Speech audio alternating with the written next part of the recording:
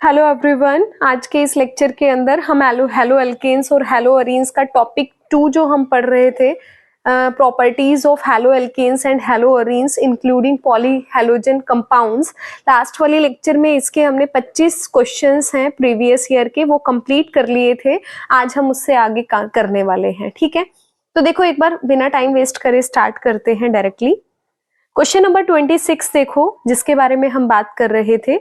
Why is the tertiary butyl bromide more reactive towards SN1 reaction as compared to N-butyl bromide? आपको बताना है tertiary butyl bromide ज्यादा reactive क्यों होता है।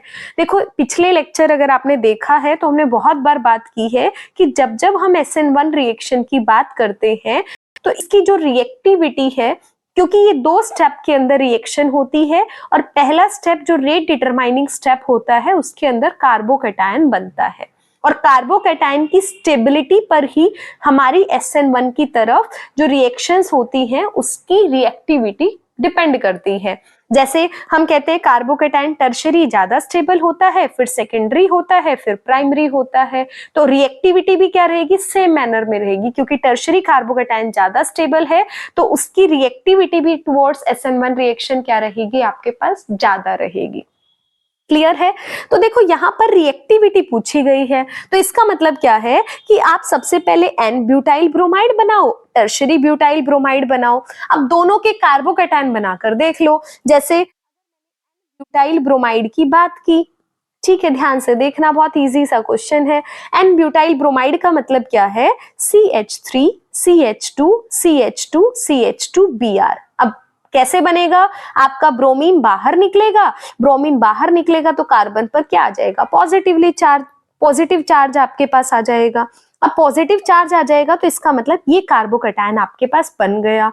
अब देखो, अगर मैं इस कार्बोकैटायन की बात करूं तो ये कार्बोकैटायन कैसा है आपके पास, प्राइमरी, आपके पास कार्बोकैटायन आपके पास बन गया है। और आपको पता है प्राइमरी कार्बोकैटायन कैसा होता है, कम स्टेबल आपके पास होता है, ठीक है।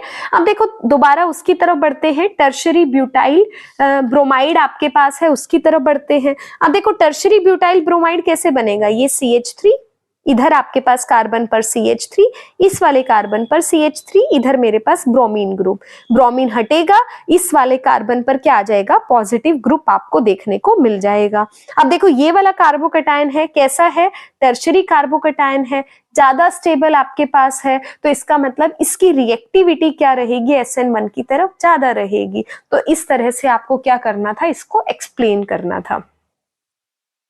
आप बोलोगे carbocation that is formed by the tertiary butyl bromide group is more stable then the primary carbocation, hence it is more reactive towards SN1 reaction, ठीक है। इसके बाद देखो, क्वेश्चन नंबर 27 की तरफ बढ़ते हैं। 27 में क्या बोलता है, predict the major product formed when sodium ethoxide react with tertiary butyl chloride. अब देखो, टर्शरी ब्यूटाइल क्लोराइड क्या है, अभी अभी हमने बनाया है, फटाफट से फिर से बनाओ। ये आपके पास क्या है, टर्शरी ब्यूटाइल क्लोराइड आपके पास बन गया। इसकी रिएक्शन किसके साथ कराया, सोडियम इथोक्साइड के साथ कराया। सोडियम इथोक्साइड का मतलब क्या है, NaOC2H5, इथोक्साइड है मतलब इथोक्सी ग्रुप है, तो इसीलिए NaOC2H5 आपने लिखा है, ठीक है। अब देखो, इस रिएक्शन के अंदर होता क्या है, आपके पास याद करो, आपके पास NaCl बाहर निकल जाता है, ये ग्रुप जाके कार्बन के साथ जुड़ जाता है, तो रिएक्शन में क्या बनेगा, कार्बन CH3 CH3, इधर CH3, इधर आपके पास क्या हो जाएगा, OC2H5 आपके पास हो जाएगा, प्लस में क्या होगा, NaCl आपके पास बाहर निकल जाएगा। और यही पूछा था मेजर प्रोडक्ट, तो ये वाला आपके पास क्या रहेगा, मेजर रहेगा, NaCl कैसा रहेगा, माइनर प्रोडक्ट रहेगा। क्लियर है सभी को। आपको ये दोनों, अगर आपको मेजर माइनर लिखने की जरूरत नहीं, आप दोनों प्रोडक्ट हैं, दोनों को साथ के साथ यहां पर लिख सकते हो। क्लियर है सभी को। तो 27वां क्वेश्चन हो गया, फटाफट 28th क्वेश्चन की तरफ हम लोग बढ़ते हैं। अब देखो, 28th क्वेश्चन क्या कहता है, out of chlorobenzene and benzyl chloride, ठीक है। अब देखो बच्चा, ये बहुत इंपॉर्टेंट है, कई बार आपको लिखना ही नहीं आता है कि कॉमन नेम होता क्या है। तो नाम लिखना बहुत जरूरी है। बेंजाइल क्लोराइड बहुत इजीली है, बच्चे कई बार गलत लिख देते हैं। क्लोरोबेंजीन और बेंजाइल क्लोराइड में डिफरेंस नहीं बता पाते हैं। देखो क्लोरोबेंजीन को कैसे लिखते हैं, ये आपका क्लोरोबेंजीन है। बेंजाइल क्लोराइड का मतलब क्या है, यहाँ पर CH2Cl यहाँ पे लगा है, इसको क्या बोलते हैं, बेंजाइल क्लोराइड बोलते हैं। ठीक है, अब देखो इसने क्या बोला है क्वेश्चन के अंदर, out of chlorobenzene and benzyl chloride which one get easily hydrolysed by the sodium hydroxide and why. इसने बोला है इन दोनों में से कौन जल्दी से, इसकी रिएक्शन NaOH के साथ कराई, इसकी रिएक्शन भी NaOH के साथ कराई, दोनों में से कौन जल्दी आपके पास हाइड्रोलाइज्ड हो जाएगा, ये आपको बताना है।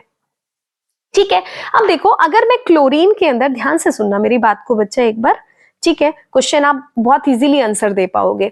अब देखो अगर मैं क्लोरोबेंजीन के अंदर बात करूंगी तो कार्बन और Cl जो आपके पास बॉन्ड है, ये बॉन्ड कैसा होता है, स्ट्रॉन्ग बॉन्ड आपके पास बन रहा है। अब स्ट्रॉन्ग क्यों होता है, जब हम इसके अंदर रेजोनेंस करके दिखाते, थोड़ी देर बाद बताऊंगी इसका स्ट्रॉन्ग किस वजह से। अभी देखो फिलहाल ऐसे देखो कि कार्बन Cl बॉन्ड है, ये कैसा बॉन्ड है, स्ट्रॉन्ग बॉन्ड आपके पास है। किसके कंपैरिजन में, ये जो कार्बन बेंजाइलिक कार्बन है इसके कार्बन Cl में। अगर बॉन्ड स्ट्रॉन्ग आपके पास होगा, ठीक है, आपके पास अगर बॉन्ड स्ट्रॉन्ग हो गया, क्या ये रिएक्शन इजीली कर पाएगा, नहीं कर पाएगा। और अगर मैं बेंजाइल क्लोराइड के अंदर बोलती हूँ बॉन्ड आपके पास कैसा है, वीक बॉन्ड है, तो ये फटाफट से हटेगा, रिएक्शन आपके पास हाइड्रोलिसिस कर देगा। तो इसका मतलब क्या है कि जब आप बेंजाइल क्लोराइड के अंदर बात करते हो तो यहाँ पर क्योंकि कार्बन Cl बॉन्ड आपके पास वीक है, इसीलिए यहाँ पर इजीली रिएक्शन मतलब इजीली हाइड्रोलिसिस आपको देखने को मिलता है। ठीक है, अब ऐसा क्यों होता है वो ध्यान से देखो। आपने रेजोनेंस करके देखा है हमेशा। अब देखो रेजोनेंस के अंदर ही इसका रीजन छुपा है कि कार्बन क्लोरीन बॉन्ड स्ट्रॉन्ग रहेगा या वीक रहेगा। ध्यान से देखो, अगर मैं क्लोरोबेंजीन की बात करती हूँ, ये मेरे पास क्या है, क्लोरीन आपके पास क्लोरोबेंजीन है। आपको पता है क्लोरीन के ऊपर क्या है, लोन पेयर आपके प्रेजेंट है। अब ये लोन पेयर इस रिंग के साथ डीलोकलाइज्ड होते हैं। कैसे होते हैं, लोन पेयर आपके पास यहां जाएगा, ये डबल बॉन्ड का कैरेक्टर यहां आएगा, तो क्या बनेगा, रेजोनेंस इफेक्ट आपको देखने को मिलता है। रेजोनेंस आपको बनाने हैं तो यहाँ क्या बनेगा, डबल बॉन्ड बनेगा, क्योंकि क्लोरीन ने अपने इलेक्ट्रॉन दे दिए, क्लोरीन पे पॉजिटिव चार्ज आएगा। अब ये जो डबल बॉन्ड है इसके कार्बन, इस कार्बन पर इलेक्ट्रॉन्स आ गए तो यहाँ नेगेटिव चार्ज आएगा, बाकी बॉन्ड है वो एज इट इज रहेंगे। फिर से क्या होगा आपके पास, पेन चेंज कर लेते हैं, ठीक है, फिर से क्या होगा, ये नेगेटिव चार्ज यहाँ पर आएगा, ये डबल बॉन्ड कैरेक्टर है, ये अपने इलेक्ट्रॉन डेंसिटी को कहाँ शिफ्ट कर देगा, इस वाले कार्बन पे शिफ्ट कर देगा। तो क्या हो जाएगा, फिर से ऊपर वाली चीज आपके पास सेम रहेगी, यहाँ डबल बॉन्ड आएगा, अब नेगेटिव चार्ज यहाँ आएगा, बाकी ये वाला बॉन्ड आपके पास एज इट इज रहेगा। ठीक है, अब देखो इसके बाद अगर मेरे पास अब नेगेटिव चार्ज क्या आएगा, यहाँ आएगा, दोबारा से इलेक्ट्रॉन डेंसिटी अगले कार्बन पे शिफ्ट हो जाएगी, तो आपके पास क्या बनेगा, इधर नेगेटिव चार्ज हो जाएगा, यहाँ डबल बॉन्ड, यहाँ डबल बॉन्ड, ये आपके पास Cl पॉजिटिव आपके पास है। ठीक है, ये आपके पास बन रहा है। फिर से हम क्या कहेंगे, ये इलेक्ट्रॉन डेंसिटी यहाँ होगी, ये फिर से यहाँ पे आ जाएगा, और फाइनली फिर से आपको क्या देखने को मिल जाएगा, क्लोरोबेंजीन आपको देखने को मिल जाएगा। तो यहाँ पर जब मैं क्लोरोबेंजीन में बात करती हूँ तो यहाँ पर अगर आप ध्यान से देखोगे, कार्बन और क्लोरीन के बीच में डबल बॉन्ड कैरेक्टर आपको रेजोनेंस में देखने को मिल रहा है। कार्बन और क्लोरीन के बीच में आपको कुछ डबल बॉन्ड कैरेक्टर है, वो आपको यहाँ पर देखने को मिल रहा है। अब डबल बॉन्ड देखने को मिल रहा है आपको, जबकि अब मैं अभी बेंजाइल क्लोराइड में बात करूंगी। अभी आप इतना ही ध्यान रखो, आपने रेजोनेंस बनाया, कैसा नेचर आया, डबल बॉन्ड कैरेक्टर का नेचर आया। अब देखो एक बार बेंजाइल क्लोराइड पे बात करते हैं। ठीक है, अब बेंजाइल को कैसे बनाएंगे, ये मेरे पास बेंजीन रिंग है, इधर मेरे पास CH2 है, ये मेरे पास Cl है। आप इसको क्या करोगे, आयनाइजेशन करो, आयनाइजेशन करोगे मतलब Cl को बाहर निकाल दो 1 मिनट के लिए, क्या हो जाएगा, CH2 पॉजिटिव बन जाएगा, बाकी बॉन्ड आपके पास एज इट इज बनेंगे। अब देखो यहाँ रेजोनेंस कैसे बनता है, इलेक्ट्रॉन डेंसिटी पॉजिटिव की तरफ शिफ्ट होएगी, तो ये जो डबल बॉन्ड है वो किस पे जाएगा, इधर जाएगा आपके पास कार्बन पे। तो यहाँ देखो क्या बनेगा, आपके पास डबल बॉन्ड बनेगा CH2 आपके पास, और यहाँ पॉजिटिव चार्ज आपके पास आ जाएगा क्योंकि ये डबल बॉन्ड की इलेक्ट्रॉन डेंसिटी आपके पास शिफ्ट कर गई है, ठीक है ना। अब ये डबल बॉन्ड की इलेक्ट्रॉन डेंसिटी शिफ्ट कर गई क्योंकि इसने अपने इलेक्ट्रॉन दे दिए इस वाले कार्बन ने, तो इसके ऊपर क्या आ गया, पॉजिटिव चार्ज आ जाएगा। बाकी दोनों इलेक्ट्रॉन वो डबल बॉन्ड है वो एज इट इज रहेगा। फिर से क्या होगा, ये वाली इलेक्ट्रॉन डेंसिटी यहाँ पर शिफ्ट हो जाएगी, तो यहाँ पे क्या आ जाएगा, आपके पास पॉजिटिव चार्ज आ जाएगा, इधर डबल बॉन्ड आ जाएगा और यहाँ CH2 आपके पास आ जाएगा। समझ आ रही है बात। तो अगर आप दोनों को कंपेयर करोगे, दोनों सिचुएशंस में कंपेयर करोगे, तो जो आपका ऊपर वाला है आपके पास क्लोरोबेंजीन आपके पास है, क्लोरोबेंजीन के अंदर कार्बन क्लोरीन के बीच में डबल बॉन्ड कैरेक्टर आपको देखने को मिल रहा है, जबकि बेंजाइलिक के अंदर आपको नॉर्मली वीक बॉन्ड देखने को मिल रहा है, सिंगल बॉन्ड आपके पास है, ठीक है। यहां पर आपके पास जो CCl बॉन्ड की क्लीवेज है आपके पास बेंजाइल क्लोराइड के अंदर, वो बेंजाइलिक केटायन बना रही है। यहां देखो बेंजाइलिक केटायन आपके पास बन रहा है जो फर्दर स्टेबल है रेजोनेंस में। लेकिन यहां हम CCl बॉन्ड की बात करें, ये आपके पास CCl बॉन्ड नहीं है, कंफ्यूज नहीं होना बच्चा बिल्कुल भी, ठीक है। देखो एक बार ध्यान से, आपके पास यहां पर जो बॉन्ड है कार्बन कार्बन डबल बॉन्ड है, यहां आपके पास कार्बन क्लोरीन के बीच में सिंगल बॉन्ड ही है, जबकि ऊपर कार्बन क्लोरीन के बीच में डबल बॉन्ड कैरेक्टर है। और आपको पता है डबल बॉन्ड ज्यादा स्ट्रॉन्ग बॉन्ड होता है, ठीक है ना, कंफ्यूज नहीं होना है। यहाँ पे यहाँ रेजोनेंस देखने को मिल रहा है, लेकिन कार्बन क्लोरीन बॉन्ड के बीच में सिंगल बॉन्ड है। समझ आई बात। तो आप क्या कहोगे कि कार्बन क्लोरीन बॉन्ड है क्लोरोबेंजीन के अंदर, वो ज्यादा स्ट्रॉन्ग होता है बेंजाइलिक क्लोराइड के अंदर, वो आप रेजोनेंस के थ्रू दिखा भी सकते हो, क्लियर है ना। और इसीलिए आप क्या बोलोगे कि इसका हाइड्रोलिसिस है, क्योंकि बॉन्ड स्ट्रॉन्ग है तो रिएक्शन इतनी इजीली नहीं होगी, तो हाइड्रोलिसिस भी क्या होगा, डिफिकल्ट होगा। और बेंजाइलिक क्लोराइड के अंदर क्योंकि कार्बन क्लोरीन बॉन्ड आपके पास कैसा है, वीक बॉन्ड है, वीक बॉन्ड होगा तो क्या हो जाएगा, इजीली आपके पास हाइड्रोलिसिस हो जाएगा। क्लियर है। इसके बाद देखते हैं अगला क्वेश्चन, 29th क्वेश्चन। मुश्किल नहीं था, बस आपने अगर छोटा सा कंसेप्ट रेजोनेंस का देखा हुआ है तो ये क्वेश्चन आपको देखने में मुश्किल बिल्कुल भी नहीं लगेगा। 29th क्वेश्चन देखो, राइट द, आपके पास कलर चेंज कर लेते हैं एक बार, देखो, write the structure of an isomer of compound C4H9Br which is the most reactive toward SN1 reaction। आपको क्या बताना है, आपको अलग अलग आपको ये बताना है वो आइसोमर का स्ट्रक्चर बताओ जिसकी रिएक्टिविटी ज्यादा है SN1 की तरह। तो सबसे पहला काम क्या करते हैं, मेरे पास C4H9Br दिया गया है और इसके जितने आइसोमर बनते हैं पहला काम क्या करते हैं, सभी आइसोमर बना लेते हैं। अब पहला आइसोमर क्या बनेगा, N आइसोमर बना लो, ठीक है, CH3 CH2 CH2 CH2Br, 4 carbon बना लिए ना, C4H9 आपके पास 1 ब्रोमो ब्यूटेन इसको बोल सकते हैं। तो एक आपने ये बना लिया। अगला आइसोमर क्या हो सकता है, आपके पास आइसोफोम में हो सकता है, जहां पर आपके पास क्या बनेगा, इधर Br लगा लो, इधर CH3 लगा लो, ये CH2 होगा, ठीक है। यहाँ पे क्या है, सेकेंडरी एल्काइल हैलाइड आपके पास है, ऊपर वाले में क्या था, प्राइमरी था। अगला देखो आपके पास क्या बन सकता है, CH3CH, यहां पर CH3 लगा दो आप, यहाँ पे यहाँ CH2Br लगा दो, ठीक है। ये भी क्या है, एक आइसोमराइजेशन ये है। एक आपके पास क्या होगा, CH3, इधर CH3 आपके पास, इधर CH3, टर्शरी ब्यूटाइल का हमने बार बार एग्जांपल देखा है, ठीक है। एक ये सारे के सारे क्या है आपके पास, आइसोमर है। आपको ये बताना है ज्यादा स्टेबल कौन सा होगा। अब ज्यादा स्टेबल किस पे डिपेंड करता है, क्योंकि आप किसकी बात कर रहे हो, वही बातें हैं जो हमने अभी तक पढ़ी हैं, बार बार सेम रिपीट हो रही है। आपको SN1 की तरफ में क्या देखना है, स्टेबिलिटी रिएक्टिविटी देखनी है। तो SN1 किस पे डिपेंड करता है, कार्बोकैटायन पे। तो पहला काम क्या करो, ब्रोमीन हटाओ, कार्बोकैटायन बनाओ, ठीक है। ब्रोमीन हटाओ, यहाँ पे फटाफट से कार्बोकैटायन बनाओ, ब्रोमीन हटाओ कार्बोकैटायन बनाओ, ब्रोमीन हटाओ कार्बोकैटायन बनाओ।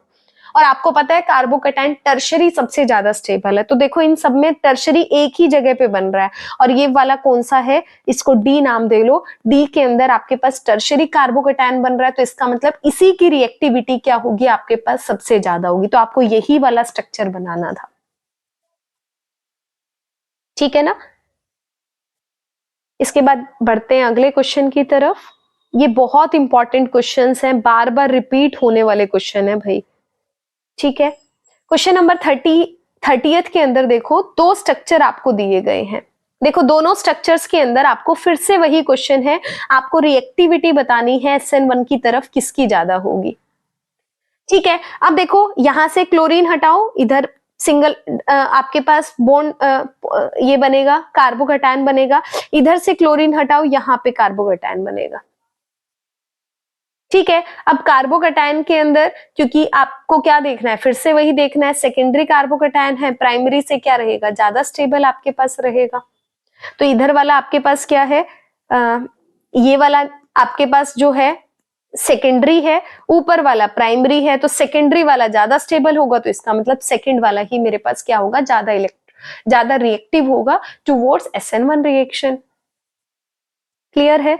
अगला फिर से वही क्वेश्चन है, which would undergo SN1 reaction faster in the following pair. देखो फिर से ब्रोमीन हटाओ, कार्बोकैटायन बनाओ, ब्रोमीन हटाओ, कार्बोकैटायन बनाओ। फर्स्ट वाला प्राइमरी है, सेकंड वाला सेकेंडरी है, और सेकेंडरी वाला क्या है, ज्यादा स्टेबल कार्बोकैटायन होता है, तो सेकेंडरी वाले की रिएक्टिविटी भी क्या होती है, ज्यादा होती है। तो सही आंसर सेकेंड वाला हो जाएगा आपके पास, ठीक है। इसकी तरफ अगला क्वेश्चन देखो भाई, अगला इंपॉर्टेंट है। अब थोड़ा सा चेंज आपको देखने को मिला है, ध्यान से देखना क्वेश्चन के अंदर क्या बात कर रहा है। अभी तक हमने जितनी बात की थी SN1 रिएक्शन की बात की थी, अब हम किसकी बात कर रहे हैं, SN2 रिएक्शन की बात कर रहे हैं। इसने ये पूछा है कि SN2 रिएक्शन है वो किसमें फास्ट होगी। एक तरफ एग्जांपल दिया है CH3CH2Br का, एक तरफ एग्जांपल दिया है CH3CH3CH3Br आपका दिया था। जब हम SN1 के अंदर बात है तो हम कार्बोकैटायन की स्टेबिलिटी की बात करते हैं, और जब हम SN2 की बात करेंगे तो हम किसके बेसिस पे काम करेंगे, स्टेरिक हिंड्रेंस के बेसिस पर हम लोग काम करेंगे, या फिर आप डायरेक्टली भी बात कर सकते हैं, ठीक है। ध्यान में रखना SN1 का मतलब कार्बोकैटायन की स्टेबिलिटी, रट लो इस बात को। SN2 का मतलब आपको किसके बारे में बात करनी है, स्टेरिक हिंड्रेंस के बारे में बात करनी है, ठीक है। अब देखो यहां ब्रोमीन हटाया, आपके पास ठीक है, ब्रोमीन नहीं हटाना क्योंकि वन स्टेप के अंदर रिएक्शन होती है, ठीक है। एक बार कलर चेंज करते हैं, ये देखो एक ये वाला है, एक सेकंड वाला है, A और B में से आपको बताना है कौन फास्टर है। अब देखो अगर मैं फर्स्ट वाले में बात करती हूँ, फर्स्ट वाले में कैसा है, आपके पास प्राइमरी एल्काइल हैलाइड है, जबकि सेकंड वाला मेरे पास क्या है, टर्शरी एल्काइल हैलाइड है। क्लियर है। अब देखो अगर मैं स्टेरिक हिंड्रेंस के बेस पे करूंगी, जो प्राइमरी एल्काइल हैलाइड है वो क्या रहता है, आपके पास ज्यादा रिएक्टिव रहता है, क्योंकि यहाँ स्टेरिक हिंड्रेंस क्या है, कम है। जबकि अगर आप टर्शरी में बात करोगे, स्टेरिक हिंड्रेंस आपको ज्यादा देखने को मिल रही है, ज्यादा देखने को मिलेगी, तो ये आपके पास क्या करेगा, इसकी रिएक्टिविटी क्या हो जाएगी, कम हो जाएगी, ठीक है। तो आप क्या कहोगे, फर्स्ट वाला जो प्राइमरी वाला है, प्राइमरी वाला क्या करेगा, फास्टर रिएक्शन देगा, जो दूसरे वाला है वो थोड़ा सा स्लो देगा। समझ आया। स्टेरिक हिंड्रेंस पे डिपेंड करेगा, जितना ज्यादा स्टेरिक हिंड्रेंस रहेगा वो हमेशा स्टेबिलिटी को क्या करता है, कम कर देता है, और स्टेरिक हिंड्रेंस कम होगा तो स्टेबिलिटी बढ़ा देगा। तो SN2 की तरफ रिएक्शन की रिएक्टिविटी को बढ़ा देगा, या रिएक्शन को फास्ट आपके पास कर देगा। क्लियर है। ये बात आपको अच्छे से आ जानी चाहिए। आपने क्वेश्चंस देख लिए, कितने सारे क्वेश्चंस हैं जो पेपर में यहां से आए हुए हैं, ठीक है। इससे अगला क्वेश्चन देखते हैं 33। इसमें भी पूछता है which would undergo SN2 reaction faster.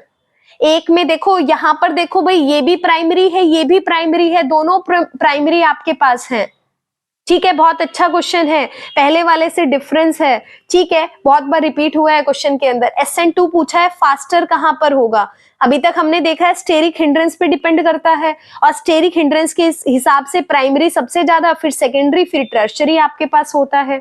जबकि SN1 के अंदर अगर मैं बात करती हूँ तो उल्टा ऑर्डर होता है, टर्शरी, सेकेंडरी और प्राइमरी आपको देखने को मिलता है। ठीक है, अब यहाँ जो दोनों एग्जाम्पल दिए हैं आपके पास, ये भी प्राइमरी एल्काइल हैलाइड है, अगले वाला है ये वाला भी प्राइमरी एल्काइल हैलाइड है, तो दोनों प्राइमरी है। लेकिन यहाँ लीविंग ग्रुप अलग दे दिया, एक में लीविंग ग्रुप आपको क्या दे दिया, एक में ब्रोमीन दे दिया, एक में आपको आयोडीन दे दिया। अब देखो आपको ये क्या देखना होता है, जब भी कोई रिएक्शन आपके पास रहती है, SN रिएक्शन, न्यूक्लियोफिलिक सब्स्टिट्यूशन होता है, तो आप ये देखते हो लिविंग ग्रुप कैसा है, और लिविंग ग्रुप कैसा होना चाहिए, अच्छा लिविंग ग्रुप होना चाहिए। और अगर मैं ब्रोमीन और आयोडीन में बात करूंगी, क्योंकि आयोडीन का साइज बड़ा है, ब्रोमीन का छोटा है, तो आयोडीन कैसा है, एक अच्छा लिविंग ग्रुप है। और अगर अच्छा लिविंग ग्रुप होगा तो ये रिएक्टिविटी को क्या करेगा, बढ़ाएगा। ठीक है, तो आयोडीन वाला क्या होगा, इसकी रिएक्टिविटी ज्यादा होगी, मतलब रिएक्शन कैसी रहेगी आपके पास, फास्टर रिएक्शन रहेगी। क्लियर है सभी को? ठीक है, तो ये जो आयोडीन वाला हो जाएगा वो फास्टर रिएक्शन शो करेगा ब्रोमीन वाले कंपाउंड के कंपैरिजन में। ठीक है, तो देखो अगला क्वेश्चन देखते हैं भाई। 34 क्वेश्चन आपको क्या कहता है, आपसे कायरल कार्बन पूछा है।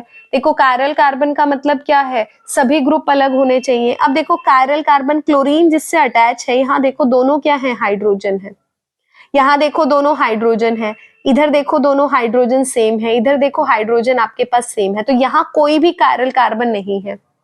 जबकि फर्स्ट वाले कंपाउंड में देखो, इधर वाले में एक साइड में मिथाइल ग्रुप है, एक साइड में क्लोरीन है, एक साइड में इथाइल है, एक साइड में हाइड्रोजन है, तो यहाँ पे क्या है, कायरल कार्बन मौजूद है, मतलब फर्स्ट वाला क्या है, कायरल मॉलिक्यूल आपके पास दिया गया है। ठीक है, 35th क्वेश्चन देखो, ये पूछता है क्या होगा जब CH3Br को हम KCN के साथ रिएक्ट कराएंगे। हमने रिएक्शन पढ़ा है एल्काइल हैलाइड की, कि अगर KCN के साथ रिएक्शन करता है, ब्रोमीन हट जाता है, CN जुड़ जाता है। और अगर आपने किसके साथ कराया, AgCN के साथ कराया, तो आइसोसाइनाइड कंपाउंड बनता है। ठीक है ना, हमने ये वाला क्वेश्चन आज पढ़ा था पिछले लेक्चर के अंदर। अगला क्वेश्चन देखो, क्वेश्चन नंबर 36 आपके पास क्या कहता है। क्वेश्चन नंबर 36 के अंदर ये भी हम क्वेश्चन कवर कर चुके हैं। ठीक है, ये क्या हो गया, क्वेश्चन नंबर 36 के अंदर देखो ये क्या कहता है, हमारे पास इथाइल क्लोराइड है, उसको किसके साथ डालना है, एक्वस KOH के साथ डालना है। याद रखो एक्वस KOH के अंदर क्या होता है, Cl हटता है और उसके साथ जाके OH जुड़ जाता है, अल्कोहल बन जाता है। और अगर एक्वस की जगह अल्कोहलिक KOH हो जाता तो हम क्या कराते, डीहाइड्रोहैलोजिनेशन कराते, और वहां पर क्या बनता है, एल्कीन आपके पास बनता, ना कि अल्कोहल बनता। ठीक है, तो ये रिएक्शन, ये क्वेश्चंस हैं कंप्लीट, दोबारा से रिपीट हुए हैं, अलग तरह से पूछा गया है, बस तरीका चेंज हुआ है। 37th क्वेश्चन देखो, which compound in the following pair undergo faster towards SN1 reaction. SN1 का मतलब क्या, SN1 का मतलब किससे, कार्बोकटायन से। ठीक है, अब देखो फर्स्ट वाला हटेगा तो पॉजिटिव चार्ज यहाँ आएगा, यहाँ पर अगर पॉजिटिव चार्ज आएगा, Cl हटेगा, तो सेकंड के अंदर सेकेंडरी कार्बोकटायन बन रहा है, फर्स्ट के अंदर टर्शरी कार्बोकटायन बन रहा है। तो आपको पता है टर्शरी वाला ज्यादा स्टेबल रहेगा, और ज्यादा स्टेबल रहेगा तो टर्शरी वाला ही क्या रहेगा, ज्यादा फास्ट रिएक्शन शो करेगा SN1 की तरफ। ठीक है, ये हम पढ़ चुके हैं बार बार। आई होप आपको ये क्वेश्चन बहुत अच्छे से क्लियर हो गया होगा। चलो भाई 38th क्वेश्चन की तरफ बढ़ते हैं। How methyl bromide be preferentially converted to methyl isocyanide. इसने बोला है मिथाइल ब्रोमाइड मतलब CH3Br, ये क्या कहता है, CH3Br जो मेरे पास है किसमें कन्वर्ट होना चाहिए, CH3NC के अंदर कन्वर्ट होना चाहिए। देखो आइसोसाइनाइड लिखा है, आज मैंने अभी अभी बताया था आपको कि Br को NC के अंदर कौन कन्वर्ट कराता है, जब आप AgCN के साथ रिएक्शन कराते हो, अल्कोहलिक सिल्वर आयोडाइड जब आप लेते हो तब आइसोसाइनाइड बनता है। ठीक है, और अगर आप साइनाइड AgCN अगर आपने KCN ले लिया सिंपल एक्वस सॉल्यूशन के अंदर तो आपके पास क्या बनता, आपके पास साइनाइड बनता, ना कि आइसोसाइनाइड बनता। तो यही चीज पूछी थी आपसे।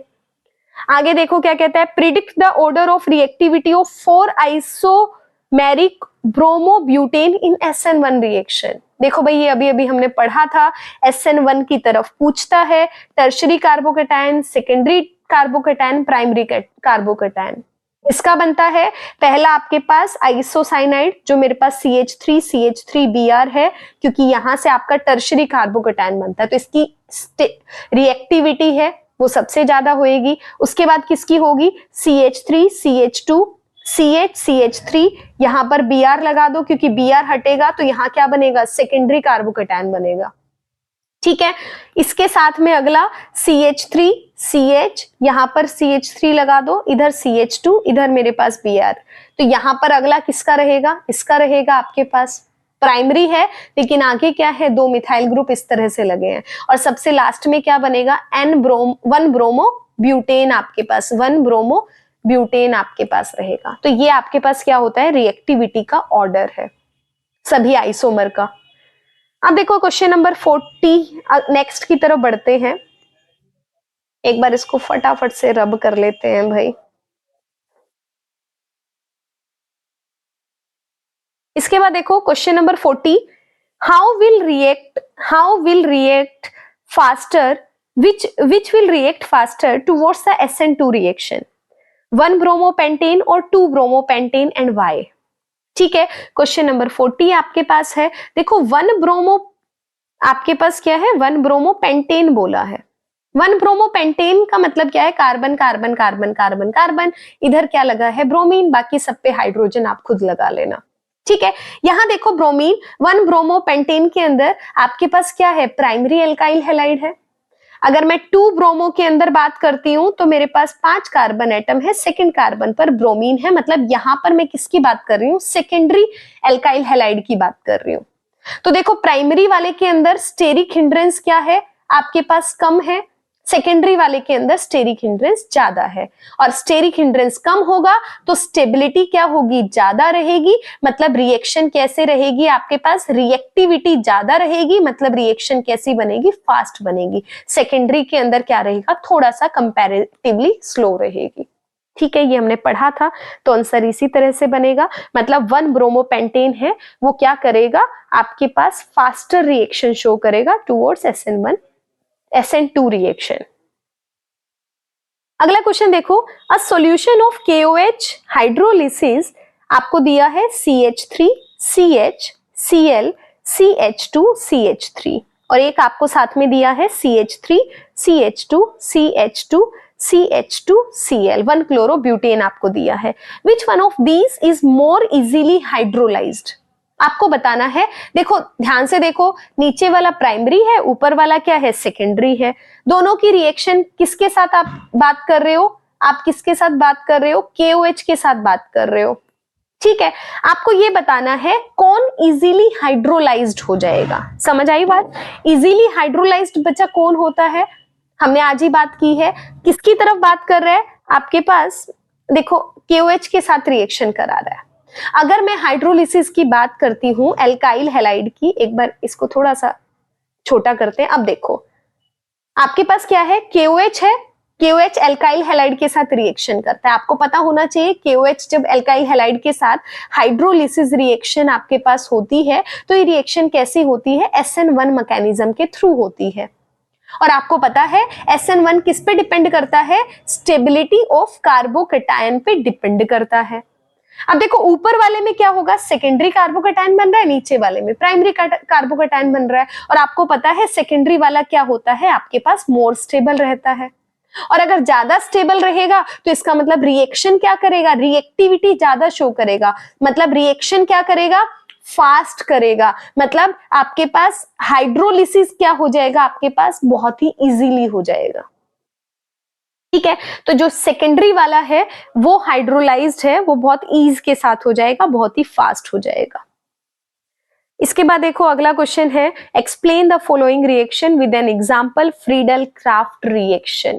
फ्रीडल क्राफ्ट रिएक्शन बच्चा क्या होती है, ध्यान दो, आपने कोई भी एग्जांपल ले लो, मान लिया क्लोरोबेंजीन बना ली, CH3Cl के साथ रिएक्शन करा दी, किसकी प्रेजेंस में होता था, एनहाइड्रस AlCl3 की प्रेजेंस में आप रिएक्शन को कराते थे, जो किसकी तरह काम करता है, लिवाइस एसिड की तरह आपके पास काम करता है। और जब इसके साथ रिएक्शन कराते थे तो क्या बनता था, दो प्रोडक्ट बनते थे, एक आपके पास ऑर्थो बनता था, एक आपके पास क्या बनता था, पैरा बनता था। और आपको पता है पैरा वाला क्या होता था, मेजर प्रोडक्ट होता था, और ऑर्थो वाला क्या होता है, माइनर प्रोडक्ट होता है। तो इसी रिएक्शन को हम क्या कहते हैं, फ्रीडल क्राफ्ट रिएक्शन हम इसको बोलते हैं।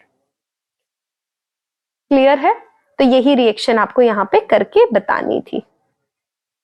ठीक है, एक बार इसको रब कर देते हैं। अब चलते हैं 2 मार्क क्वेश्चंस की तरफ, 43 क्वेश्चन की तरफ हम आए हुए हैं। ठीक है, देखो बच्चा 43 क्वेश्चन क्या कहता है, ये कहता है arrange the isomeric dichlorobenzene in increasing order of their boiling point and melting point.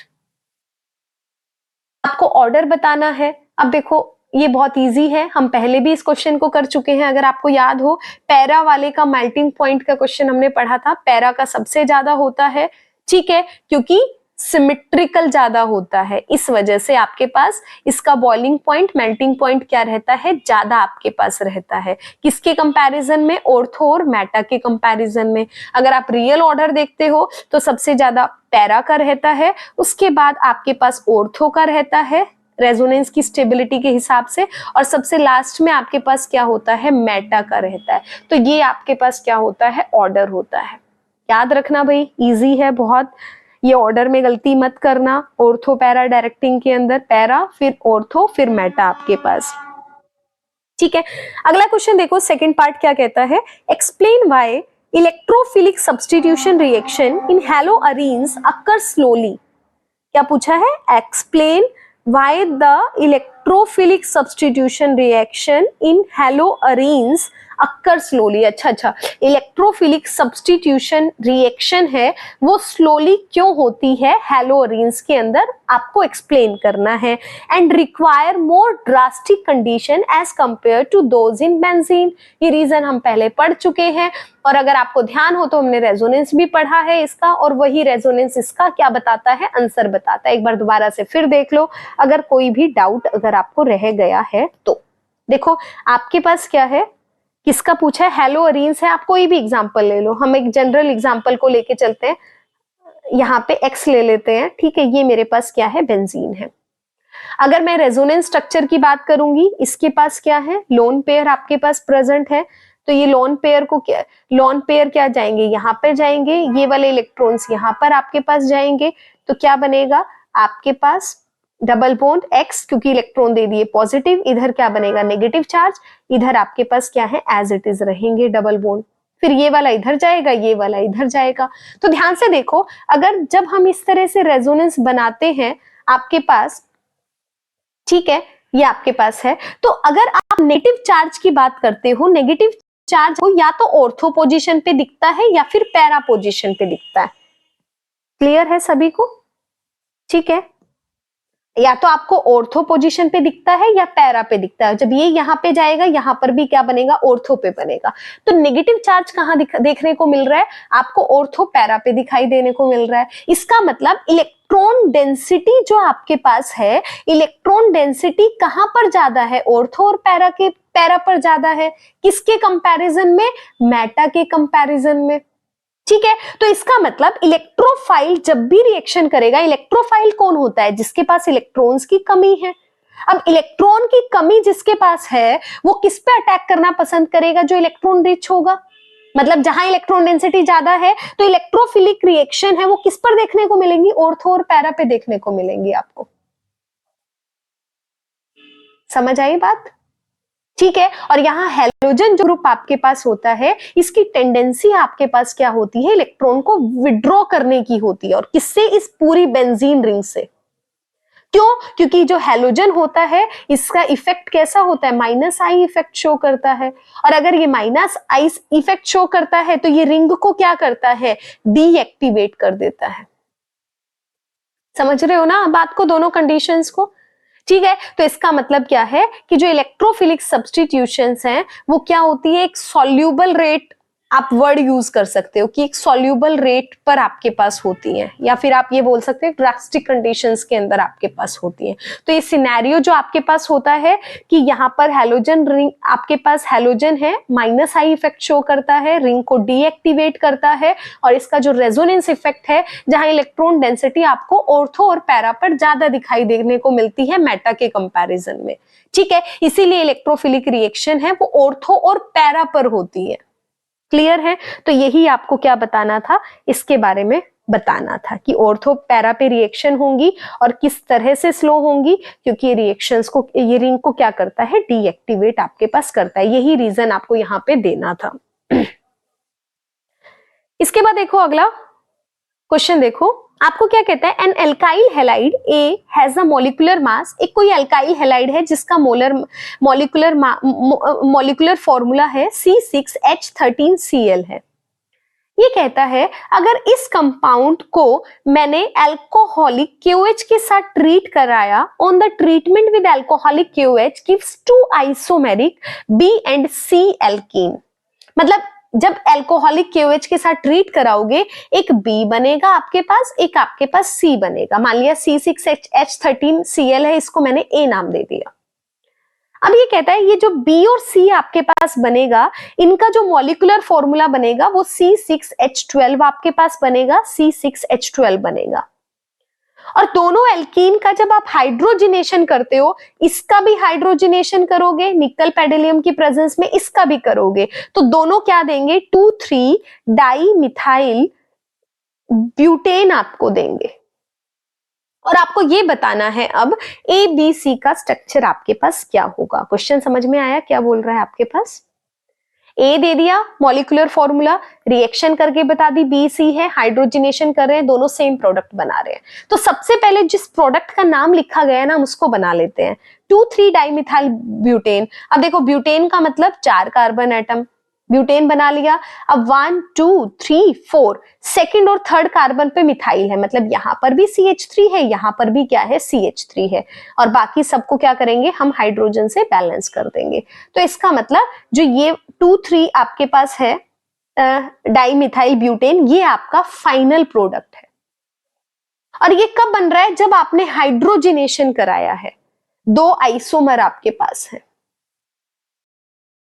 C6H13Cl मेरे पास है, एक बार एग्जांपल में बना लेते हैं। 6 कार्बन आपको बनाने हैं। देखो 6 कार्बन को कैसे लगाओगे, सबसे लास्ट वाला प्रोडक्ट देखो, 1 2 3 4 कार्बन ब्यूटेन की फॉर्म में, 2 ऊपर है, तो आप ऐसे ही बनाओ, आपको क्वेश्चन को करने में इजी रहेगा। ये CH3, ये CH3, ये CH3, आपके पास ये CH3। अब देखो यहाँ एक क्लोरीन डाला हुआ है, तो आप किसी भी एक पोजीशन पर क्लोरीन डाल दो, बाकी पे क्या हो जाएगा, हाइड्रोजन हो जाएगा। अब इसको फॉर्म करके देखो कि अगर मैंने इसके अंदर अल्कोहलिक KOH डाल दिया तो आपके पास रिएक्शन किस तरह से आपको देखने को मिलती है। अल्कोहलिक KOH का मतलब क्या है कि ये अल्फा और ये बीटा, ठीक है, बीच वाले पे कर लो, साइड वाले से स्टेबिलिटी के मैटर में, ठीक है, क्योंकि आपको एल्कीन बनानी है बेसिकली, बनेगी तो यहाँ पर भी ज्यादा स्टेबल वाले की बात करेंगे, ठीक है। तो अल्फा और बीटा के बीच में आपको क्या बनाना है, डीहाइड्रो, अल्कोहलिक KOH का मतलब क्या है, डीहाइड्रोहैलोजिनेशन करना। तो 2 तरह के आइसोमर बनेंगे, मतलब रिंग आपके पास बनेगी। अब देखो रिंग कैसे बनेगी, यहाँ पे डबल बॉन्ड आएगा, कार्बन डबल बॉन्ड कार्बन, बाकी CH3 एज इट इज, ये CH3 एज इट इज, ये CH3 एज इट इज, ये CH3 एज इट इज। तो ये क्या बन गई आपके पास, एल्कीन बन गई है सभी को, ठीक है, इसमें कोई डाउट नहीं होना चाहिए आई थिंक, ठीक है। अब देखो ये आपके पास क्या है, एक प्रोडक्ट है, ऊपर वाला A है, ये वाला आपके पास क्या है, B है। अगर मैं इसकी सेकंड पॉसिबिलिटी की बात करती हूं कि अगर आपकी सेकंड पॉसिबिलिटी का चांस हो, तो आपके पास क्या है, इसको क्या बोल सकते हैं, 2,3 डाइमिथाइल ब्यूटूइन हो सकता है। और अगर मैं पहले वाले की बात करूं, अल्फा, ये आपने बीटा माना है, पेन चेंज कर लेते हैं, इजी लगेगा आपको, ठीक है। अब देखो ये अल्फा है, ये बीटा है, बीटा वाला हाइड्रोजन लिया, अब मैंने मान लिया बीटा डैश वाला हाइड्रोजन ले लिया, तो यहां पर भी क्या बन सकता है, डबल बॉन्ड बन सकता है। तो कैसे बनेगा, कार्बन CH, यहां डबल बॉन्ड बन गया CH2, आपके पास इधर क्या है, CH3 है, इधर क्या है, CH3 है, इधर क्या है, CH3 है। तो ये आपके पास एक एल्कीन बनी है, आइसोमेरिक, ये एल्कीन बनी है, ये वाली एल्कीन बनी है। नॉर्मली स्टेबल मेजर प्रोडक्ट पहले वाला है, सी वाला है, ये माइनर प्रोडक्ट आपको देखने को मिलेगा। ठीक है, दोनों का क्या करोगे, हाइड्रोजिनेशन कराओ भाई, यहां भी हाइड्रोजन, यहां भी हाइड्रोजन, यहां भी हाइड्रोजन, तो बनेगा क्या, 2,3 डाइमिथाइल ब्यूटेन आपके पास बनेगा। समझ आया कैसे करना है? थोड़ा सा उल्टा चलना है, आपने रिएक्शन पढ़ी हुई है तो करने में आपको दिक्कत नहीं आएगी। ठीक है बच्चा, इसके बाद चलते हैं अगले क्वेश्चन की तरफ। अगला क्वेश्चन देखो आपको क्या कहता है, why is boiling point, 45th question हम करने जा रहे हैं। ठीक है, why is boiling point of ortho dichlorobenzene higher than para dichlorobenzene but melting point of para isomer is higher than the ortho isomer. हमने पढ़ा है जब हम मेल्टिंग पॉइंट की बात करते हैं, मेल्टिंग पॉइंट के अंदर क्या होता है, पैरा का ज्यादा होता है, पढ़ा है हमने। ठीक है, ये क्लोरीन है, क्लोरीन है, पैरा का सबसे ज्यादा, फिर ऑर्थो का, फिर हमारे पास किसका रहता है, मेटा का रहता है। अब पैरा का क्यों होता है, सिमेट्रिकल होता है आपके पास। ठीक है, बेटर क्रिस्टल कह सकते हो, जिसके अंदर मॉलिक्यूल फिट है, तो इसीलिए इसका मेल्टिंग पॉइंट क्या रहता है, आपके पास ज्यादा रहता है।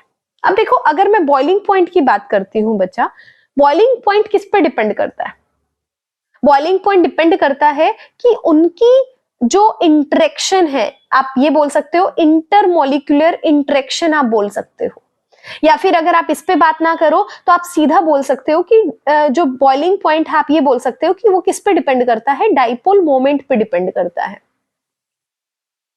और डाइपोल मोमेंट का मतलब क्या है, आप ये देख सकते हो कि डाइपोल डाइपोल इंटरेक्शन किसकी अच्छी है, आप उस पर बात कर सकते हो। क्लियर है? तो अगर आप यहां पर, ये क्लोरीन है, इधर क्लोरीन है, एक आपने मान लिया ऑर्थो का एग्जांपल ले लिया, ये मेरे पास ऑर्थो है, ये मेरे पास पैरा है।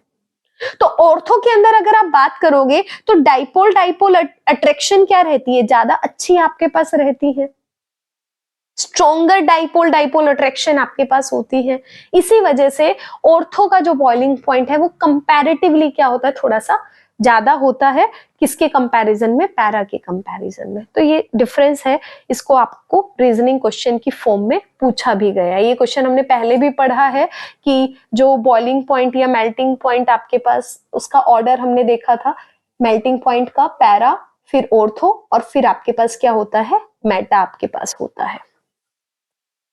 क्लियर है? तो अब चलते हैं 46th क्वेश्चन की तरफ। इन क्वेश्चन से आपका पूरा चैप्टर ही कवर हो जाता है, कुछ बचता ही नहीं है उसके बाद चैप्टर के अंदर। अब देखो क्वेश्चन नंबर 46 आपके पास क्या कहता है। ठीक है, 46 क्वेश्चन है, ये कहता है, पूछता है आपसे, why haloarenes are not reactive towards nucleophilic substitution reaction, give 2 reasons. ये हमने बहुत बार डिस्कस कर लिया है कि जो हैलोअरीन्स आपके पास होती हैं, हैलोअरीन्स है, ये रिएक्टिव नहीं होती, किसकी तरफ, न्यूक्लियोफिलिक सब्स्टिट्यूशन की तरफ। क्यों? क्योंकि हमने अभी तक क्या पढ़ा, इलेक्ट्रोफिलिक सब्स्टिट्यूशन की बात करते हैं जब जब हैलोअरीन्स पढ़ते हैं। इसका उल्टा क्वेश्चन पूछ लिया कि न्यूक्लियोफिलिक सब्स्टिट्यूशन की तरफ क्यों नहीं होती है। रीजन वही है जो अभी तक हमने पढ़ा है। पहला रीजन क्या था, रेजोनेंस इफेक्ट हमारे पास था, आपको फिर से वही रेजोनेंस बना के दिखाने हैं सबके। ठीक है, आप क्या बोलोगे कि जब रेजोनेंस, जब हम हैलोअरीन्स के अंदर बात करते हैं, हैलोअरीन्स के अंदर जो हैलोजन एटम के ऊपर इलेक्ट्रॉन पेयर होता है, वो क्या होता है, इस पाई इलेक्ट्रॉन के साथ कंजुगेशन के अंदर है, जिसकी वजह से क्या आता है, यहाँ पे कार्बन एक्स के ऊपर डबल बॉन्ड करेक्टर आपको देखने को मिलता है, ऐसे ही देखने को मिलता था। ठीक है, रेजोनेंस की वजह से, जिसकी वजह से हम क्या कहते हैं कि बॉन्ड क्लीवेज है वो आपके पास क्या होता है, डिफिकल्ट आपके पास हो जाता है। ठीक है, इसीलिए रिएक्टिव नहीं होता। सेकेंड रीजन आप क्या दे सकते हो, आप फिनाइल केटायन की स्टेबिलिटी को दे सकते हो। ठीक है, फिनाइल केटायन की, in the stability of phenyl cation, ये 2 रीजन आप यहाँ पे मेंशन कर सकते हो। बहुत बार पढ़ चुके हैं, इस क्वेश्चन को अच्छे से कर लेना। इसके बाद देखो 47th क्वेश्चन की तरफ बढ़ते हैं फटाफट से। Right the equations for the following, आपको इक्वेशन लिखनी है। पहला क्या बोलता है, oxidation of chloroform by air and light. Chloroform का ऑक्सीडेशन, क्लोरोफॉर्म का मतलब CHCl3 है, ऑक्सीडेशन का मतलब प्लस में O2 डाल दिया, या फिर आप बोल सकते हो सनलाइट की प्रेजेंस में। अब हमेशा क्या होता है, ये हमने, अगर आपको थोड़ा सा ध्यान हो पीछे, हमने एक क्वेश्चन पढ़ा था कि जब हम क्लोरोफॉर्म का ऑक्सीडेशन करते हैं तो एक पॉइजनस गैस रिलीज होती है, और वो गैस कौन सी होती थी, कार्बोनाइल क्लोराइड होती थी, जिसको हम क्या बोलते हैं, फॉस्फोजीन बोलते हैं जिसको हम। तो यहाँ पर वही बनती है COCl2 कार्बोनाइल क्लोराइड, जिसको हम क्या बोलते हैं, फॉस्जीन गैस बोलते हैं, बहुत ही पॉइजनस होती है, और प्लस में क्या हो जाता है, HCl आपका बाहर निकल जाता है। ये एक्वस फॉर्म में है, ये गैसियस फॉर्म में आपकी फॉस्जीन गैस है। तो ये रिएक्शन आपको लिखनी थी। सेकंड बोलता है रिएक्शन ऑफ क्लोरोबेंजीन, ये आपके पास क्लोरोबेंजीन है, इसके अंदर CH3Cl डाला है एनहाइड्रस AlCl3 की प्रेजेंस में। ये भी रिएक्शन अभी हमने पढ़ी है, अगर आपको ध्यान हो तो फ्रीडल क्राफ्ट रिएक्शन का क्वेश्चन पढ़ा था। ठीक है, ये फ्रीडल क्राफ्ट रिएक्शन ही है। क्या होगा, एक बार ऑर्थो पे आपके पास मिथाइल ग्रुप लगेगा, एक बार क्या लगेगा, पैरा पे लगेगा, पैरा वाला मेजर प्रोडक्ट बनता है, ऑर्थो वाला माइनर प्रोडक्ट आपको देखने को मिलता है। तो ये रिएक्शन कौन सी पूछी गई है, फ्रीडल क्राफ्ट रिएक्शन आपसे पूछी गई है। अब बढ़ते हैं अगले क्वेश्चन की तरफ। 48th क्वेश्चन देखो आपके पास क्या कहता है। क्वेश्चंस की प्रैक्टिस कर लेना, क्वेश्चंस को लिख लेना, लिखने में आलस बिल्कुल नहीं करना है किसी भी बच्चे को। देखो 48th क्वेश्चन क्या कहता है, give reason for the following. During the electrophilic substitution reaction of haloarenes, para substituted derivative is a major product. हमने पढ़ लिया, बहुत बार पढ़ लिया इसको, तो हम पढ़ते पढ़ते ही थक गई हूँ, मैं कराते हुए थक गई हूँ, मेरे ख्याल से आप पढ़ते हुए आपको बिल्कुल हर चीज अच्छे से क्लियर हो गई होगी। आप बताओ, इलेक्ट्रोफिलिक सब्सटीट्यूशन करते हैं, ठीक है, हेलोअरीन्स का, तो पैरा वाला मेजर प्रोडक्ट होता है। ठीक है, क्यों, क्योंकि जब हम यहाँ पे हम किसकी बात करते हैं, स्टेरिक हिंड्रेंस की बात करते हैं, कि जब हम ऑर्थो के अंदर बात करते हैं तो स्टेरिक हिंड्रेंस ज्यादा होता है और पैरा के अंदर कम होता है, इसीलिए पैरा वाला क्या होता है, मेजर प्रोडक्ट आपको देखने को मिलता है। सेकेंड देखो, the product formed during SN1 reaction is a racemic mixture, ये भी हमने पढ़ लिया है। SN1 आपके पास 2 स्टेप मैकेनिज्म फॉलो करता है। फर्स्ट स्टेप के अंदर कार्बोकैटायन बनता है, और कार्बोकैटायन का जो कार्बन है sp2 हाइब्रिडाइज्ड होता है, और कैसे नेचर का होता है, प्लेनर नेचर का होता है। और जब कार्बोकैटायन एक प्लेनर नेचर का बनता है तो आने वाला न्यूक्लियोफाइल है उसकी चांसेस 50-50% होते हैं कि वो अबव द प्लेन से भी अटैक कर सकता है, बिलो द प्लेन से भी अटैक कर सकते हैं। और ये जो 50-50% चांस है आपके पास सेम प्लेन से, अबव द प्लेन से और बिलो द प्लेन से होने का, इन दोनों को ही हम क्या बोलते हैं, रेसेमिक मिक्सचर बोलते हैं। और इस फिनोमिना को क्या बोला जाता है, रेसेमाइजेशन बोला जाता है। तो इसी वजह से यहाँ पे क्या देखने को मिलता है, आपको रेसेमिक मिक्सचर का प्रोडक्ट देखने को मिलता है, जहां पर एक रिटेंशन वाला रिटेंशन कॉन्फ़िगरेशन मिलेगी, 50% वाले में इन्वर्जन कॉन्फ़िगरेशन के चांसेस रहते हैं। ठीक है, इसके बाद देखो 49th क्वेश्चन क्या कहता है, इसका first part, name the suitable alcohol and reagent from which 2-chloro 2-methyl propane can be prepared. आपको 2-chloro 2-मीथेन प्रोपेन मतलब carbon carbon carbon, 2-chloro first second third, second पर ही क्लोरीन है, सेकंड पर ही क्या है, मिथाइल ग्रुप है, बाकी सबको क्या लगा दो, ऐसे करके CH3 लगा दो। ये आपका क्या है, name the suitable alcohol and reagent from which it is prepared. आपको ये बताना है, ये प्रिपेयर करना है, किससे करते हो, सुटेबल अल्कोहल पूछा है और रिएजेंट पूछा है। ठीक है, अल्कोहल के लिए क्या हो जाएगा, इसी का अल्कोहल बनाना है तो आप देखो क्या बनाओगे, इस पे क्लोरीन की बजाय पे क्या लगा दोगे, अल्कोहल, अल्कोहलिक ग्रुप लगा दोगे। तो CH3 carbon CH3 carbon CH3, Cl की जगह OH लगा दो, क्या बनेगा, 2-methyl प्रोपेन 2-ol बन जाएगा। ये आपके पास रिएजेंट हो जाएगा, मतलब रिएक्टेंट हो जाएगा। प्लस में क्या डालोगे, ल्यूकास रिएजेंट डालते हो अल्कोहल से इसको चेंज करने में। ल्यूकास रिएजेंट क्या होता है, mixture of concentrated HCl plus में ZnCl2 होता है, जो क्या करेगा, OH को हटा के Cl लगा देगा। ठीक है ना, ल्यूकास टेस्ट की रिएक्शन थी 49th के फर्स्ट क्वेश्चन के अंदर। अब एक बार अगले क्वेश्चन, अगले पार्ट की तरफ बढ़ते हैं। सेकेंड क्वेश्चन देखो क्या बोलता है इसका, out of the chloromethane and fluoromethane which one has the higher dipole moment and why. देखो आपसे क्या पूछा है, एक साइड में क्लोरोमीथेन पूछा है, क्लोरोमीथेन पूछा है, CH3Cl पूछा है, एक जगह पे CH3 फ्लोराइड पूछा है। ये पूछता है दोनों में डाइपोल मोमेंट किसका ज्यादा हो। ऑब्वियस सी बात है क्लोरीन वाले का डाइपोल मोमेंट क्या होगा, ज्यादा होगा, इलेक्ट्रोनेगेटिविटी कम है, डाइपोल मोमेंट क्या रहेगा, क्लोरीन वाले का क्या रहेगा, ज्यादा रहेगा।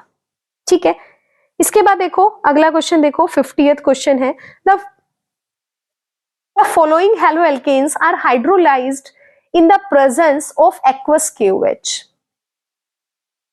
ठीक है, 50th का ए पार्ट देखो, आपसे क्या बोलता है, 1 क्लोरोब्यूटेन बोलता है, 1 क्लोरोब्यूटेन आपसे बोलता है। देखो क्या है, CH3 CH2 CH2 CH2Cl मेरे पास है, आपने क्या डाला, एक्वस KOH डाला।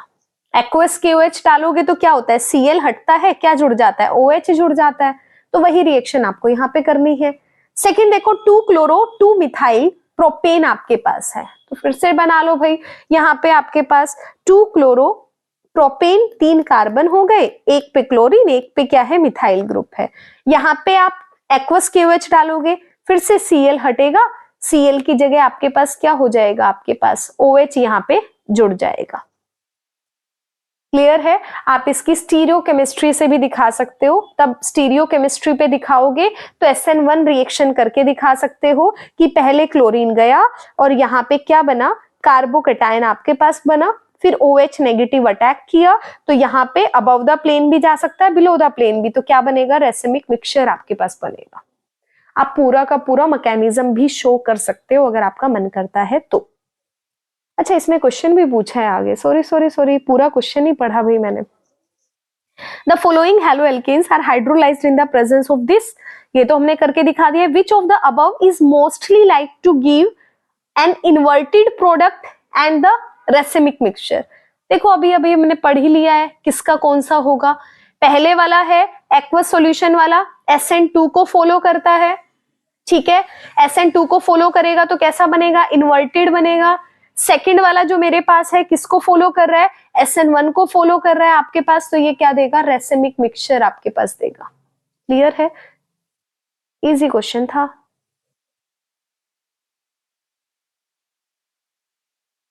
अगर आपको थोड़ा सा अगर ये कंफ्यूजन हो कि मैम SN1 और SN2 कैसे बना, किसी ने पूछ, ये आप सोच सकते हो ये किस पे डिपेंड करेगा, प्राइमरी और सेकेंडरी पे है, कि अगर प्राइमरी मेरे पास है तो वो इजीली क्या करना पसंद करता है, SN2 करना पसंद करता है। ठीक है, और अगर सेकेंडरी है तो वहां पर SN1 बनता है, क्योंकि सेकेंडरी कार्बोकैटायन ज्यादा स्टेबल होता है, और SN1 के अंदर क्या है, प्राइमरी वाले के अंदर स्टेरिक हिंड्रेंस कम देखने को मिलता है, तो प्राइमरी वाले की स्टेबिलिटी ज्यादा होती है, तो SN2 को प्रेफर करता है। ठीक है ना बेटा। इसके बाद देखो क्वेश्चन नंबर 51 पे चलते हैं। When 3-methyl butane 2-ol is treated with HBr, the following reaction take place. Give the mechanism.